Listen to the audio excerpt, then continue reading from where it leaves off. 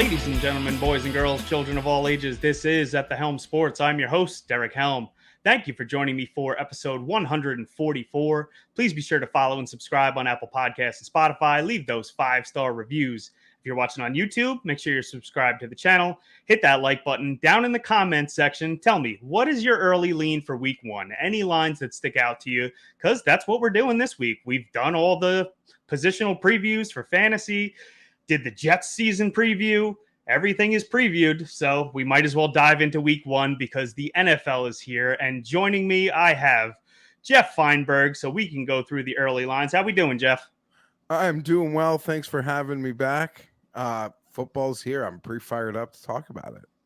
Yep. Yeah. Figured, it's a little bit early, but it'll be here before you know it. We got the opening game on Thursday, got a nice game on Friday, little teaser. Those are two of the games that I actually really like. So we can go into that. And obviously, a week out, people are freaking out about any news they hear whatsoever. We had the Kyron Williams punt return news. Yeah. Ayuk apparently walked off of practice after he was supposed to practice today with no pads. So people are freaking out about that.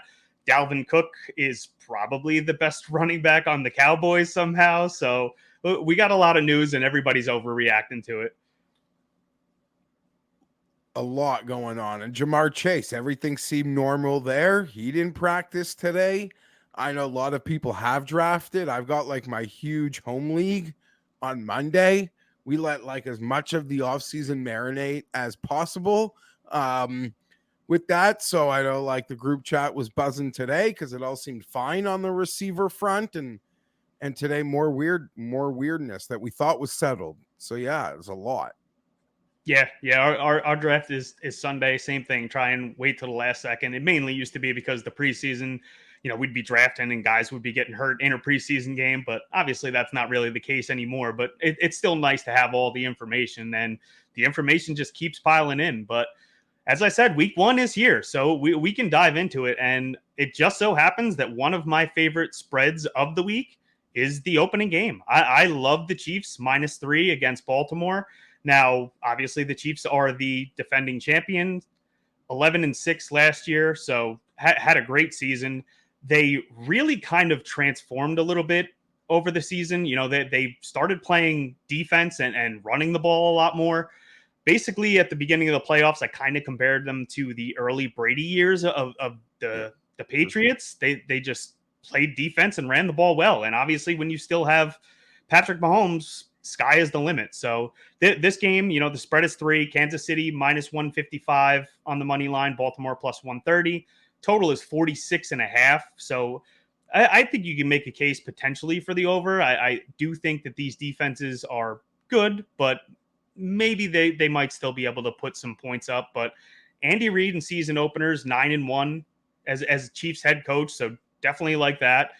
As I said, they improved the defense and running game. The Ravens, 13-4 last year. Harbaugh's also great in season openers, 12-4 as Ravens head coach. They've actually won 7 of their last 8. But what's your early lean with this one? Because I just think it is the Chiefs. I do think that they are potentially just, a step above what they were last year. And with these added receiving weapons, they might just go on a huge run here. So it's a loaded game because there's the big revenge factor from last year, which, the numbers don't show it, but it kind of matters. And you made the Patriots comp and you went with great quarterbacking and defense. But I would say the Patriots comp last year showed up even crazier in the fact that how many of those Patriot seasons that ended in the Super Bowl were they just mediocre, or just they didn't look dominant all season? They were sluggish, especially in September. They dropped games throughout the course of the year. Like those Patriots teams, there was no one in their division to challenge them, and they already had Super Bowls, so they probably realized we got time to figure it out. When they figured it out, boy, did they ever. And that's what reminded me of them, about the Patriot-esque aspect of their last year, more so than the dominant defense. And I don't know, we couldn't keep them down in a what seemed like a down year. I don't know how we're going to keep them down this year. They seem like they can just adapt. They're so good at that. With what the weapons they brought in, like I'm worried, like you alluded to, that there's just a new gear there. And sure, it might not show up on Thursday, but it's going to be introduced pretty soon. I don't have a strong opinion on this game because if I go by what I said, like a lot of those classic Patriot teams, they weren't a great week one team. Like I remember a lot of games sweating Bills eliminators or something, but I seen some 2.5 show up. I don't have a bet right now. It is a TV game, and I've acknowledged like I like to bet TV games. I'll bet them for entertainment purposes. I lean the Chiefs, but I could end up on the Ravens by the time that one shows up. Yeah, it's fair. I just, you said it. We could see them sleepwalk through September, but with this one, I just think it's such a high profile game. Obviously it's the first game of the season. You can't compare it to a playoff game, but this game actually could end up mattering for the 1 seed at the end of the season because I do absolutely expect these two to be fighting for that 1 seed in the AFC. Buffalo potentially has taken a step back, so I think they are the cream of the AFC here, and just really what I think is, the Ravens are going to come out here and try and run the ball. They're going to try and establish the run with Derrick Henry. That's absolutely a possibility, but they definitely lost some key offensive linemen with Zeitler, John Simpson, Morgan Moses, PFF. They're 3 starters. They're not, yeah. And PFF isn't everything, but they have this offensive line ranked 25th in the league. So I do think that helps that front for Kansas City. Maybe they can establish the run as much as they want.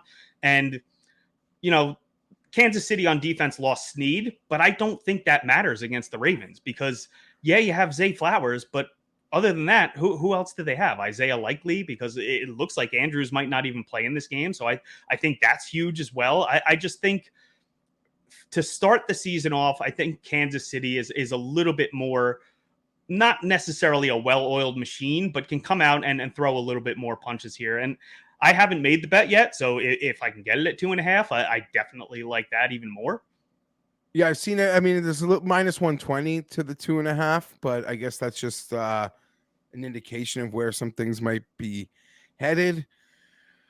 I mean, in speaking for week, because it's the week before the season, and my head is more like in more macro than micro. Spags is so good. They lost Snead. As a fan of the Chargers, like no one knows better than Chargers, Raiders, Bronco fans. He's so like 4th round picks, 5th round picks. He's just going to make someone else on defense. That's like what he does. And I don't know if it'll be week 1, but I'm telling you, I'll be watching the Chiefs in the middle of the year and they'll be bragging about how awesome some 4th rounder is on the defensive side of the ball because it happens every year. I lean the Chiefs. The only case I can make for the Ravens is the revenge game factor. And that's not a good case to make. That's not a strong case. It's not supported by much. Because once that ball snaps, it doesn't really matter how much you wanted to win the game, really. Like, I don't believe in a team wants to win it more. But revenge game, playoff knockout, I don't know. It feels very Ravens-esque to spoil the banner after laying such an embarrassing performance at home in the playoffs. Yeah, absolutely. And I just, it's an incredible game to start the season off. I mean, you have these two teams, these two coaches going against each other, two of the best quarterbacks in football.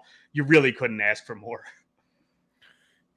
I was kind of surprised that they picked such a big game. Well, no, not that it was a big game, that they picked this game. Yeah. To start it off. Last year was like Lions Chiefs, which in totality ended up being like a heavyweight match, but it was still more of like an upstart versus like coming in, and it wasn't, at least in the lead-in, feeling like this one. So I was taken off guard by it. I'm super fired up, and then holy crap, like there's a game on Friday. Like that's gonna be so fun. I always joke, Thursday night football, it's kind of like going to the strip club, like, okay, like we saw it action, you still got to come home and at least like if you're into like actually doing something there, that's your prerogative. Like it's just a tease, I guess is what I'm trying to say. Thursday night football. So the fact that we get to go right back in the saddle again on Friday for that game, man, like it's been a long off season. I'm so fired up to bet games. Yeah, it's great. And as I said before, that's one of my favorite games too. I might as well get right into it. I mean, we get back to back nights to open football. It's awesome. I love Philly in that game, -2.5. And they didn't have the greatest finish to last year, but 11-6 overall. Down the stretch, they were 1-5. Lost to Tampa in the playoffs. It was a rough one, but I just think this is going to be an entirely different team. I think Hurts was a little bit banged up there towards the end of the year. The addition of Vic Fangio and Kellen Moore. I mean, you're very familiar with Kellen Moore. I think that Vic Fangio increases this defense's potential exponentially. And Kellen Moore, I love what he's going to do for this offense. A lot of motion, getting these guys in space. I love what he's going to do. And then you add Saquon to this offense. I just think it's going to be pretty difficult for Green Bay to stop them. As I said, PFF, not everything, but they have the O-line for the Eagles ranked second. So definitely like that. And I do think that this line would actually be a little bit higher if it wasn't for the end that Green Bay had to their season. Now, I don't think that they are necessarily a Super Bowl contender this year. I do think that they are one of the better teams in the NFC, though. Went 9-8 last year. I could see them doing that. I could see them making it to the NFC Championship. We really don't know what this team is going to be last year. And as I said, I think this line reflects what they did at the end of the season because they won 3 straight to close it out. They won a playoff game, but those 3 straight that they won at the end of the regular season, Carolina, a Nick Mullins-led Minnesota, Chicago, and then that was after losing back-to-back games to Tampa Bay and the Giants. So they're a young team. I do think they're going to be good. The addition of Josh Jacobs is definitely going to help, but I do think that the Eagles are a higher caliber, and the addition of these 2 coordinators is going to potentially put them over the top. Last year, preseason, I loved the Packers. And then in October, I had to apologize for going on podcasts and being like, I love the Packers. And then by the end of it, I got to tip my cap, be like, hey, the Packers. They didn't just win a playoff game. They beat the crap out of the Dallas Cowboys, and it feels like they won 2 playoff games in one. Just based on how far they went. Because you're right. For how excited, I still am about the Packers, you have to, I'm self-aware enough to acknowledge there still could be another shoe to drop, or this could go 2 ways. Either they continue it or it was all maybe a mirage. I really love the roster and LaFleur, so I don't think it's a mirage. I think this game's going to be a conference title preview, but I bet the Eagles win the Super Bowl 15-1 or 16 to plus 1,500. So I'm in on the Eagles. I think they're going to be great. Everything you mentioned. They fix the secondary. I wouldn't be shocked. I feel like this could be a conference title preview game to start week 1. So what another great game we get. I love the secondary additions that the Eagles made. Everyone, we're excited about Saquon, but the draft and bringing Gardner Johnson back, I think is huge for them. Vic Fangio, I think is huge for them. I'm a little worried. There's a lot of noise in the last few weeks about some big articles about some dysfunction there. Not gonna lie, I'd already bet them to win the Super Bowl before those came out, but I think they'll beat the Packers week 1. I love the Packers. I love that roster. I agree with you. It could feel like a little just too much love. Yeah, and I think the Packers will roll as the season goes on. I think they can even contend with the Lions to win the division. So I do like them long term, but just for this game, I am leaning the Eagles, and I might even tail you on the Eagles Super Bowl bet because I definitely think that's within the realm of possibilities here. And then they lost Hassan Reddick, who obviously that's just a debacle for the Jets right now. But they added Bryce Huff. I think he is definitely a talented edge rusher as well. So definitely like where they're going defensively as well there. Anything stick out to you week 1 that you really like? My favorite games of week 1, it's a pretty awkward spread. I really like Seattle versus Denver. the Mike McDonald debut at home, which is funny because these two teams played to open the season a couple years ago, and Russell Wilson, feel like his debut versus Denver, right? Yeah. Or with Yep. Denver was Yep. in Seattle. So it's, I don't know. That one sticks out. And I'll tell you, Tennessee, Chicago, that game's going over. That game is going to be filled. That's going to be so much fun. If you're on those like, multi TV setups, I'm telling you, you could be an hour into Sunday and think that game's got to go on the big screen. I'm excited for the Titans. I don't think they're going to be very good, but I like Brian Callahan. Think he's got a bit of a QB whisperer reputation. He can scheme guys open. Caleb Williams, tons of fun. This is going to be like 40, 50-yard touchdowns and pick sixes back and forth. Huge plays, big turnovers. I think we get the over in this one kind of comfortably. It's 45. It's been catching some steam. I got it 43 and a half, 44, but I'll jump back in at 45 because I really like it. Yeah, no, I agree with that one. And you said it. I mean, there could be turnovers left and right. These guys like to sling the ball. You give good field position, easy scores. So I think that number is absolutely attainable. But not just the turnovers, like big touchdowns, like big plays as well, Yep. like mixed in with the turnovers. For every turnover, there's going to be like a 70-yard, huge game-breaking play as well. Yeah, Levis loves to air it out. And then you have two guys in the backfield. Pollard was a little bit banged up with the ankle last year, but previously we saw him breaking long runs left and right. So he has the ability to take it to the house from anywhere. Tajay Spears has some top end speed that we saw last year. Swift also can break one from time to time. You obviously have DJ Moore who can break one from anywhere. So we could definitely see some fireworks in this game. And I think this number probably will continue to go up as the week goes on. So I like that one quite a bit. Yeah. So that if I had to pick a favorite, that might be the one that I would. I don't know if I have the actual guts to bet Carolina over the Saints, but I could be staring at those 4 points as well. But that's nothing that I have moved on. Hopefully water can find its level back up a bit with the San Fran Jets spread, but that's one that I will bet the Jets. I liked it all off season. I missed the early good numbers, but I could see myself easily betting on the Jets. Yeah, I mean, I'm a Jet fan, so I've lost plenty of money on the Jets. I would have loved the 6, but at 3.5, I think it's potentially worth a little stab.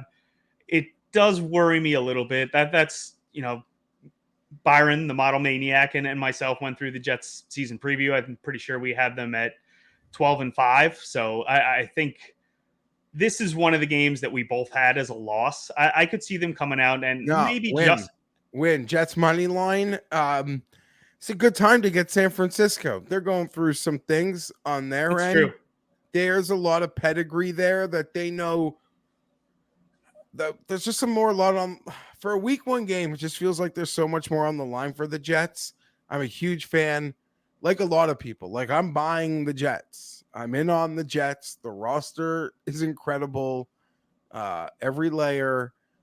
I think it gets started. I think it's for how I don't want to talk about last year, but yeah, like for all the hype that was around last year's team that ended so quickly.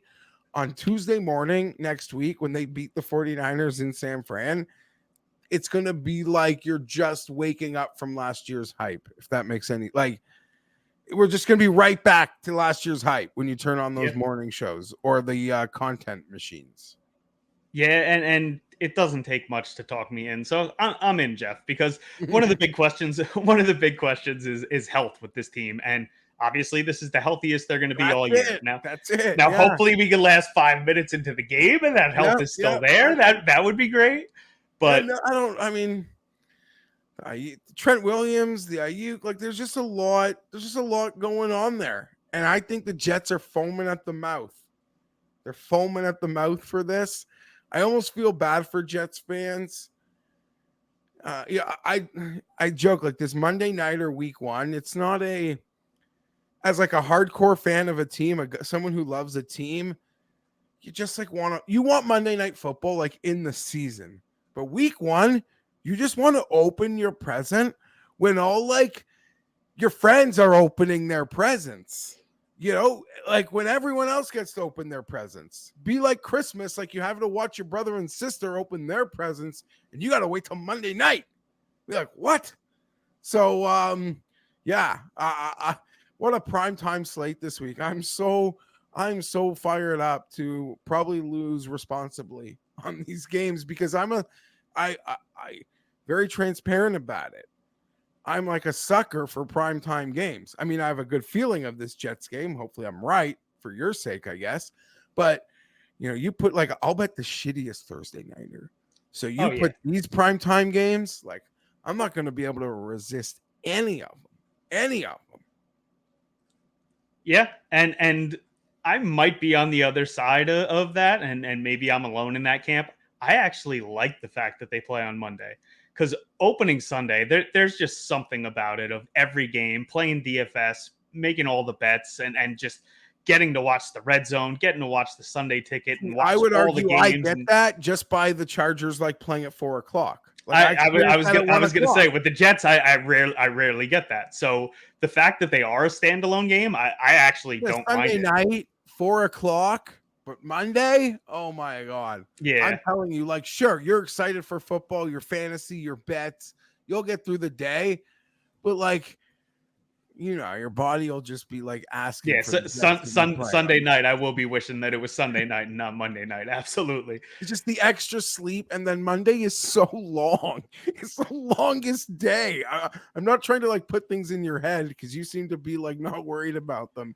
But I hated it because the Chargers used to play that doubleheader Monday night a lot. Yeah, yeah. And I hated it. Not only like for all the reasons I just said why I don't like it, but then they would get like a C-rate announce team as well.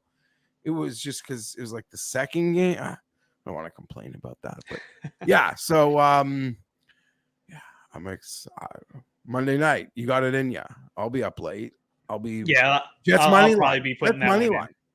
Might as well. Here's the thing. It's 3.5 now. At this point, I'll let it go back up because it's not getting under 3. Like I feel like there's more to lose. I agree. To lose, having already lost the numbers that were there, like honestly 2 weeks ago. I swear I was looking at now. If all of a sudden news comes out that maybe Ayuk isn't playing or McCaffrey doesn't change. Now you don't think it'll dip under 3 if that happens? Sorry. I thought it would have changed my opinion. You're right. I guess maybe. I would think a lot of like the San Francisco situation is. That's probably part of the reason why I went down in the first place. Ayuk didn't practice today. I guess they still have till next Monday. I don't know. You could be right. Maybe there's actually more. Maybe it can go down shorter. That'd be crazy, though. Yeah, in San Francisco to start. Yeah, there's no way it gets. I don't think it can get down lower. I think people would smash. Oh my God, to have like the Jet 6s and the 49ers at 3 or something. Oh, I'm jealous of those people who could potentially do that. Yeah. Yeah, there's quite a bit of wiggle room there. And then you brought up the Seahawks. I actually like that quite a bit. I think that's another offensive coordinator hire with Grubb. I think they are going to be vastly improved this year. I love DK Metcalf in that style of offense. He's going to play the Rome Odunze role. I think people are sleeping on Jackson Smith and Jigba. I think he's going to be great in this offense. Geno is more than serviceable. So I do like that quite a bit. I think the Bo Nix hype is a little bit overrated. The only thing that concerns me is a little bit is Seattle defensively is not great, especially against the run. So maybe Javonte Williams, Jaleel McLaughlin, they can get going a little bit there, keep the game a little bit closer. But I do like the 6 there. And one of the things I like doing, I don't love teasers all the time, but in week 1, with how much variance we can see, teasers aren't terrible. So if you tease down Seattle to maybe a pick 'em, I think you can get the Bills at home at a pick 'em. That's not a bad little teaser to start there if you don't want to eat the 6 points? I mean, as for the Seahawks defense, I think the head coach is the real deal. Like I think what they put on film last year, Baltimore just seemed to confuse the hell out of everybody, all opposing coordinators. And maybe I'm just like biased because there's like a connection to the Chargers defensive coordinator who worked under this, who pretty much runs the Mike McDonald system. Mike McDonald was at Michigan before he went to the Ravens, and then Jesse Minter took over for him. So I'm all into that. I think Seattle is going to be a whiz defensively this year, and I'm with you. I like Bo Nix. Seems like he can be like a fine quarterback who in 4 years everyone's like, okay, yeah, Bo Nix is fine, but do you have to like want to pay him at what quarterbacks are getting paid? Like, and that's not an insult. That means he's like top half or whatever. But I'm not buying this like hype. I'm not buying it. In fact, I bet the Broncos under yesterday. It was plus money and it was getting stupid. And I'll bet alt unders if this hype just keeps going. I'm not buying it. I'm not. Yeah, and from a one game perspective, I mean, you're opening your career in, which is historically one of the toughest places to play. So I definitely like the Seattle bet there. And then what was the other one you brought up? You said Carolina +4 against New Orleans. I mean, now I'm like reaching. I'm at too many bets now. My favorite bets would be that over the Jets, the Seahawks. I lean to Carolina. I think they're going to be way better than a lot of people. Well, no, way better is a stretch. Let's like reel in that line. I think they're going to be better than people think. I think they're going to be much improved. They were abysmal. It was so painful to watch them last year, to watch Bryce Young. Receivers like weren't even getting a foot open, let alone separation to him to want to throw a football. I just think it's going to feel and look totally different this year. And I don't know what to make of the Saints at all, but I like the 4 points. Yeah, I could definitely see it. The Saints are just kind of what the Saints are. There's nothing really there that stands out too much. The entire offense is basically Olave, Kamara, and Taysom Hill. So, but I agree with you completely. I think Carolina takes a huge step forward. They brought in the quarterback whisperer, so hopefully Bryce Young can take a step forward. You touched on the point that nobody could get open last year. That's basically Deontay Johnson's staple. And then if you have someone taking away coverage, I still think Adam Thielen, even though he's old as dirt, can still get open himself and be productive from time to time. So I don't hate it. It's maybe like I believe what you're saying, like I've said, might be one of those things where like you just need to see it first at least once because it was really depressing last year. Yeah. But yeah, I if I have to make like an upset ticket next week, I think Carolina could be on it. Yeah, I could definitely see that. And then I mean we might as well get to your game. The Chargers over the Raiders. I would like it to get to 3. The Yeah, hook what's up kind of with scares that? me. What's up with that? But I like the Chargers in that game quite a bit. I don't know if I want to eat a -175 money line. I don't really want to buy the half a point, but if it gets to 3, I am all over that because I do absolutely think that the Raiders, I think they'll be okay, but Minshew is just barely serviceable. I don't think that they're that great. Zamir White, is meh.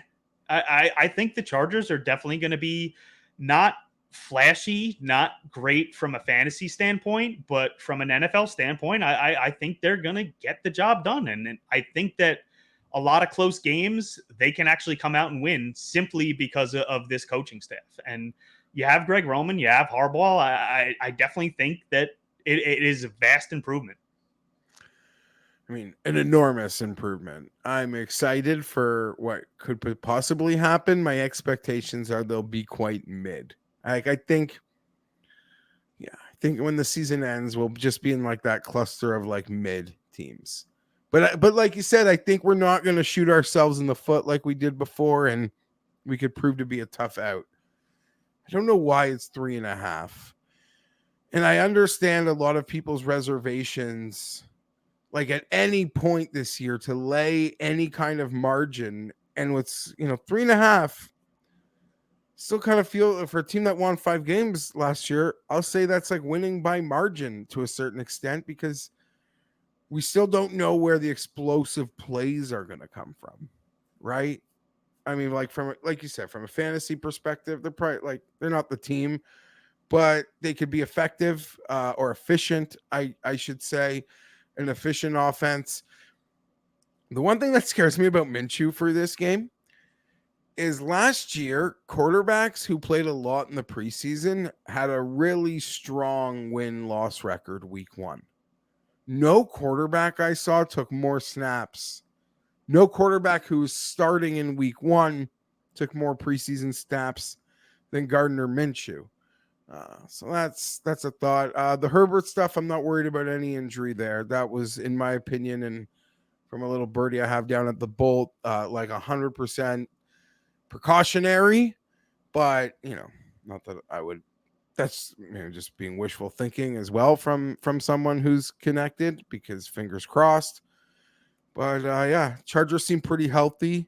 Bosa looks like he's going to play. Not like that was ever a concern, but it's Joey Bosa. So it's Sunday. You don't know if he's going to play because that's his entire career.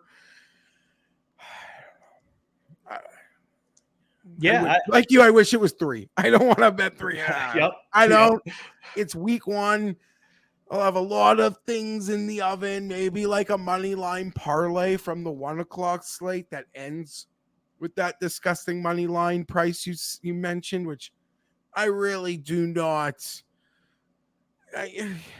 That'll show a real lack of like betting discipline to bet the Chargers like minus 175 week 1 against anybody. Yeah. I mean that. And I love those guys. So yeah, I might get cocky with like a parlay that ends with the Chargers. So I got something going, but I don't know. I don't feel comfortable laying 3.5. I just don't. Maybe it'll be fun and easy and stress-free. It'll be a lost opportunity. And then that'll set up a loss to Carolina next week, but or in week 2, whatever. I'm not like you. I 3.5. I don't know. I just too big of a hook in my mind. Yeah. And I don't have any sources, but sources that I have heard have basically said that it was mainly precautionary. There's no real risk of a re-injury for Herbert. So, that's your franchise quarterback. You don't want to risk anything like what we saw with Burrow last year, where it's something that lingers into the season. So I definitely think they're playing it safe there. And then I actually like what you said about Minshew. A lot of people might just poo-poo that with, it's preseason. There's no actual correlation there, but I there's think going to be a correlation. It's at the very beginning. Like Herbert hasn't played at all. It's a new system with, he's got familiarity with Josh Palmer, but a lot of guys have never caught like an official pass from the guy. And there's no one debating the talent, like in him versus Minshew, But if anything, the Herbert, the precautionary, put him on the sidelines for 2 weeks, really hurt potential install and familiarity, while this other guy took more snaps than anybody in the preseason. And that's what I was getting at is it may not matter that Aaron Rodgers hasn't played at all. I mean, to an extent, maybe, but it may not matter that Herbert hasn't played at all. Those are top talents at quarterback in the NFL, whereas Minshew, middle of the road at best. To get those extra reps actually does matter quite a bit. Yep. Absolutely. Yep. So I think that statistic actually does matter. The fact that he's gotten a lot more comfortable and that much more, not necessarily in mid-season form, but definitely in better form than a lot of these guys just coming off the bench or off the couch and just playing week 1. I definitely think that matters quite a bit. And there is at least like as a big fan of the Chargers, there's a layer. It's the Raiders. We hate the Raiders. It's important. But in my head, I play this game where it's before that Thursday nighter where they beat the shit out of the Chargers and got Staley fired, before that game, if sportsbooks had odds like where will Jim Harbaugh be coaching next year, the Raiders were the favorite. They were the favorite. You know, they had already fired their coach. He's got a bit of a friend. He used to work at the coach with the Raiders. There's just a lot of links there. And then that game sort of set the stage for, well, the Chargers got so embarrassed that they might actually like pay a real coach for once. Not only did they fire theirs, they're not going to go for a first timer for this time around. And that, yes, the Raiders went on to beat the Chiefs on Christmas Day, which a big win, huge win, and probably solidified Pierce getting the job. But that like Thursday night primetime beatdown of the Chargers, where it was like 40-0 before the half, that was like the like Pierce getting the job like began there, really. Yeah, that was probably where a lot of the players bought in. You know, that was where the momentum started. And then, like you said, once he beats the Chiefs, that's just really your hands are tied as an organization. You can't go anywhere else at that point because you're going to lose your entire locker room for the most part. And then they signed the Chargers GM, who won like one playoff game in a decade.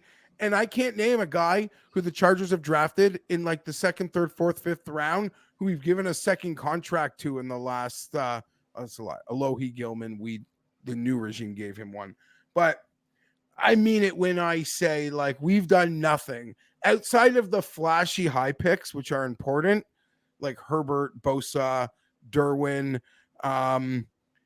They've been a horrible drafting team. So I don't know why this guy got a second job, but he got one. And like as a fan, there's like a revenge aspect for last year's Thursday nighter and then taking a GM who I can't stand. So can't wait. I need it. Kickoff. Jim Nantz is calling the game too. The Chargers got Nantz and Romo week 1. Yeah, so you got a lot going for you there. First game of the year, division rival, Nantz Romo. Yeah, which I was surprised because Brady's calling the Cowboys-Browns game. And I was shocked, which is a 4:00 game. So I was shocked that they would have, I don't know, it might not matter.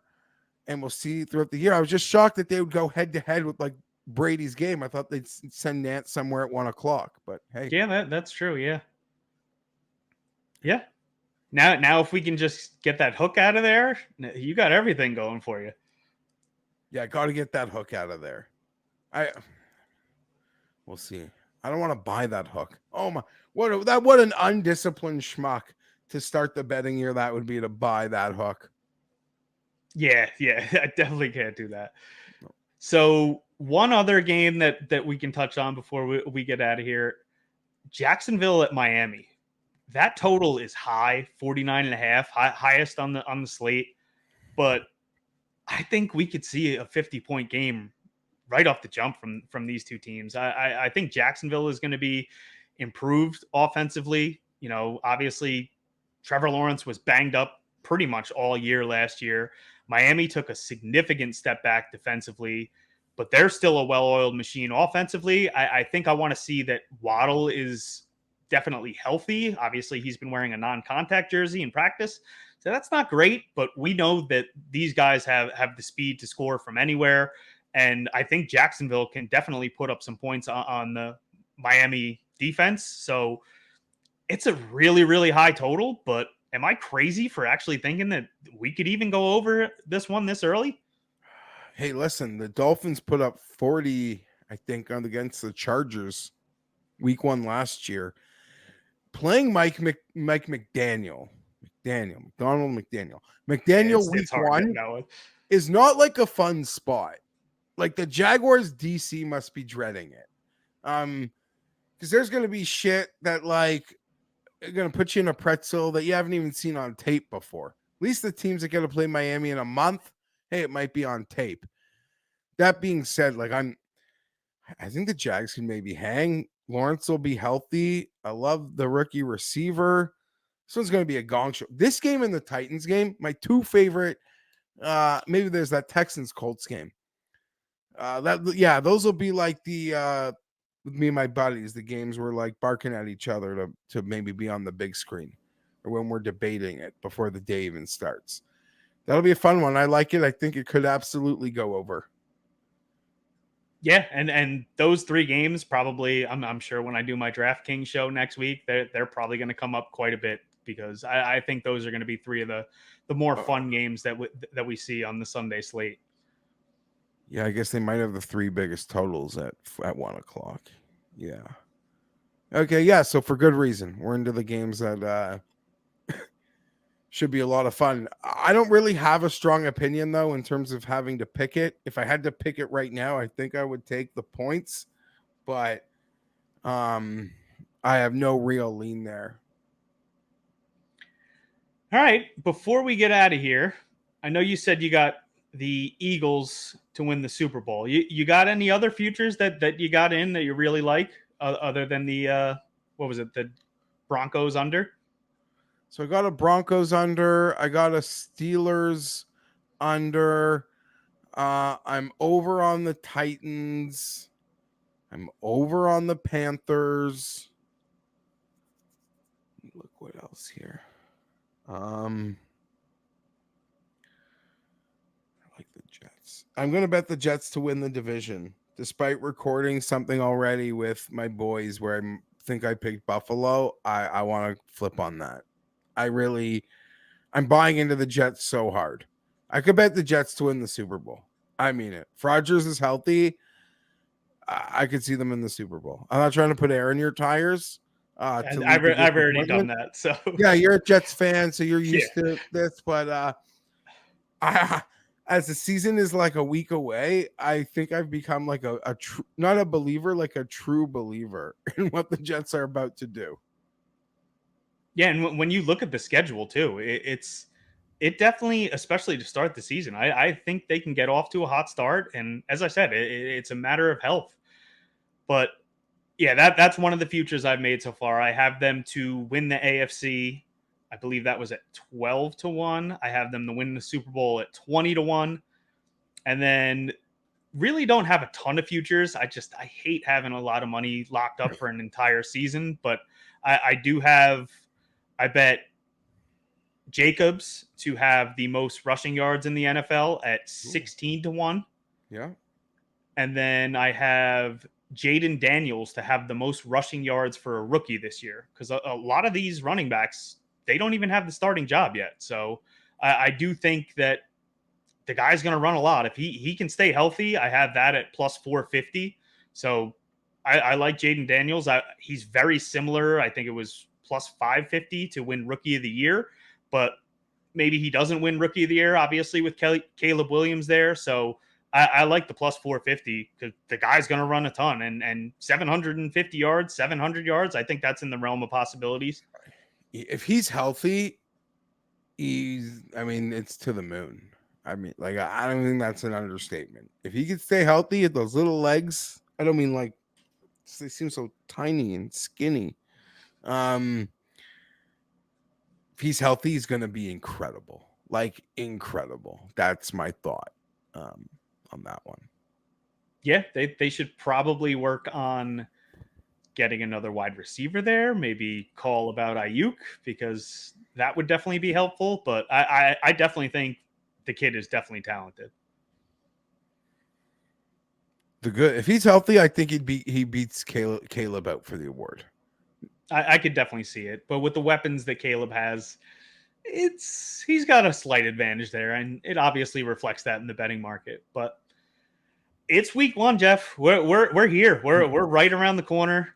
Get our fantasy drafts in this weekend, and then it's full blown week 1. You wake up Monday and it's like a game week, right? Like it's a game week. Just like when you wake up the morning after like week 4, like you're just in season. It's kind of like once Monday comes, what it kind of will feel like, I think. Yeah, absolutely. I'm very excited about it. But thanks for joining me. Let them know where to find you, Jeff. At G Fienberg 17 on Twitter. Lots of content weekly over at the Mayo Media Network. Check it out. All your favorite podcast places, videos up on YouTube at our Mayo Media Network page. Awesome, Jeff. I'll talk to you soon, and let's go for week 1. Thanks, D. Anytime. Hit me up later in the season. Awesome, Later, man. buddy. Talk to you soon. Well, that's going to do it for this week. Obviously, it's time. We're there. We're already placing bets for week 1. So definitely excited for that. Got a ton coming up. So check out yardsperfantasy.com. We'll have my Thursday night write up over there. Have the cash game write up, theHelmSports.com. Already have all my future bets in the My Bets tab. We'll have all my bets for week 1 in there. I will have my roster construction for DraftKings in there. Then the MadLabMMA.com. Obviously, MadLab is the best in UFC picks. And we also have an NFL product, have a bunch of good guys over there that'll be breaking down the DFS slates. All of my bets are in the Discord there. So the second I get them, you get the same number as me. So check that out as well. MadLab also has his value tool that he built this year. So ton going on. It is football season. We are full blown ready to go. And I am very, very excited. But that's going to do it for me. I am your host, Derek Helm. And remember, just have fun out there.